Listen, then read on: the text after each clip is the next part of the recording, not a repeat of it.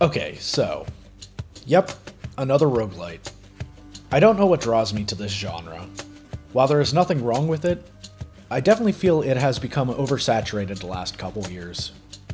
But with how much praise Hades has been given, I had to give it a try. Alright, let's get through the Roguelite Checklist. Isometric, tough bosses, tight execution windows, invincible dodge animation, grindable power-ups, and a boatload of different resources to collect. The first thing that struck me though, the artwork. If you want to use dialogue boxes for storytelling, you better do a good job on the artwork. Well, it is absolutely beautiful in Hades. From the dialogue frames, to the character models, to the UI windows, even the levels' backgrounds. The amount of detail is astonishing.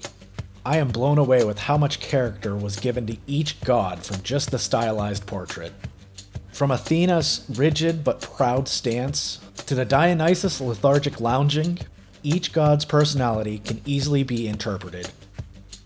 Building off of that, the voice acting and dialogue are also excellently done. The flirtiness of Aphrodite, the hastiness of Hermes, the passive-aggressive and snarkiness of Zagreus and Hades' interactions. All of the interactions are great. If I had to say a favorite though, Persephone's banter is some of the wittiest I've ever come across in a game. Hey, you must be one of Meg's sisters. Nice to finally meet you. My name is Zagreus. Not murderer, definitely not. Murderer. Murderer. While you don't have to talk to everyone all the time, I found myself running around after every death, making sure I didn't miss an exclamation point, just because I enjoyed all the story's facets slowly growing. Then there was the ending. Absolutely amazing. If you told me this was an actual ancient Greek tragedy, I would believe it. For a sense of how good of an ending, I would have said the story was only solid, but not groundbreaking before finishing this game. Okay, enough gushing about everything else. So what about the gameplay? You will be able to unlock 6 distinct weapons that all have different playstyles. While this means there definitely were weapons I favored, the pacing change from aggressive to spammy to poke to turtley variations allows for different strategies that all can feel very satisfying. I have to say though, and as much as I like the weapon designs, my knee-jerk reaction to getting access to a machine gun in a game based around Greek mythology, regardless of how stylized this adaptation, was disappointed humor. They really couldn't think up another weapon, so they had to throw a gun into a medieval combat game? But credit where it's due, the weapons mechanics ended up being one of my favorites. Then, being a roguelite and wanting to keep you bashing your head against a wall repeatedly trying to complete runs, you will also be able to unlock different forms of the weapons, giving you even more differentiation of how to approach gameplay. The game controls fantastically, which is a blessing for how frantic the combat can get. Yes, it will get quite dash simulatory when the action gets going, and you will have to pick your attacks wisely within the allotted vulnerability windows.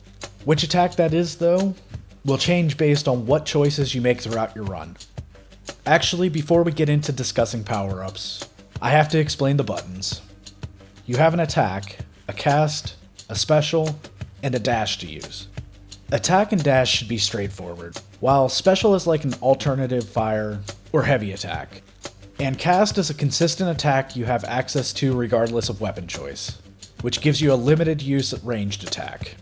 As you are trying to leave the underworld, the gods of Olympus will provide boons to help you. The boons will augment your different attacks with benefits.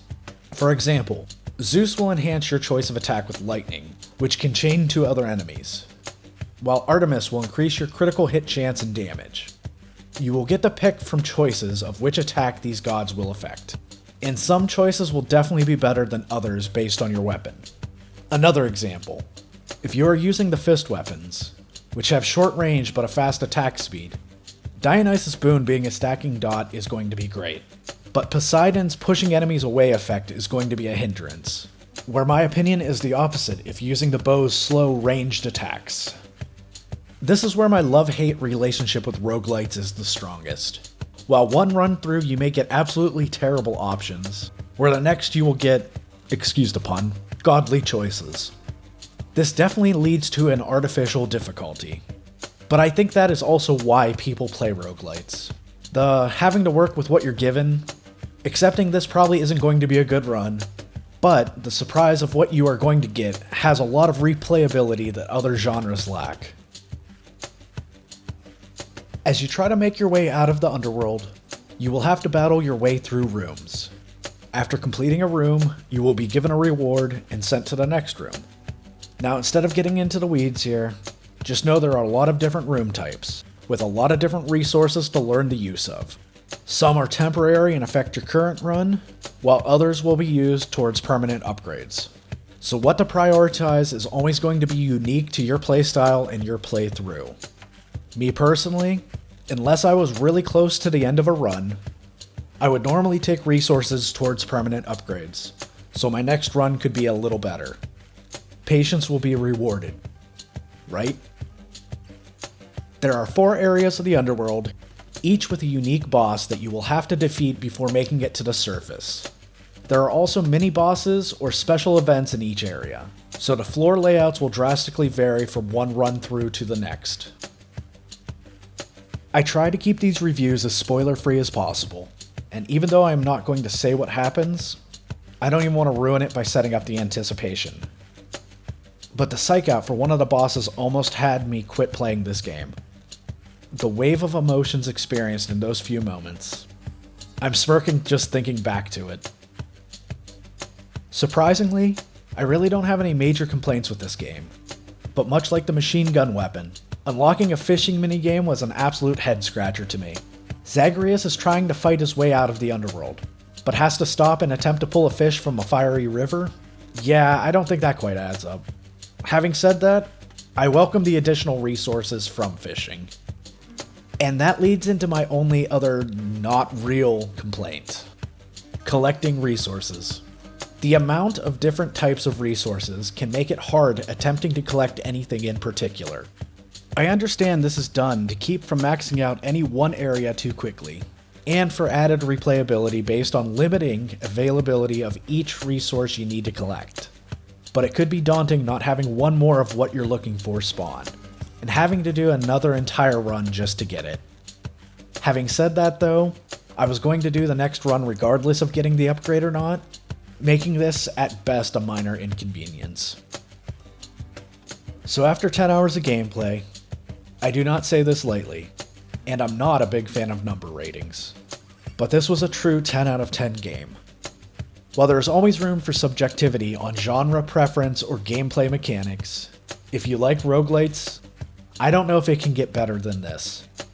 Aside from the great gameplay, which itself is no small feat, all of the detail added to every aspect of this game is amazing.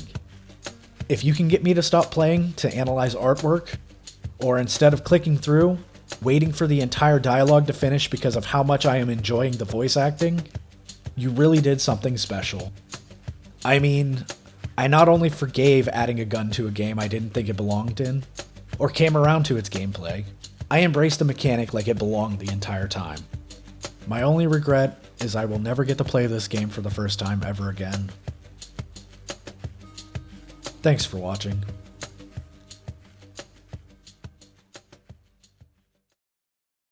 Success, I made it through an entire video without calling Persephone Persephone.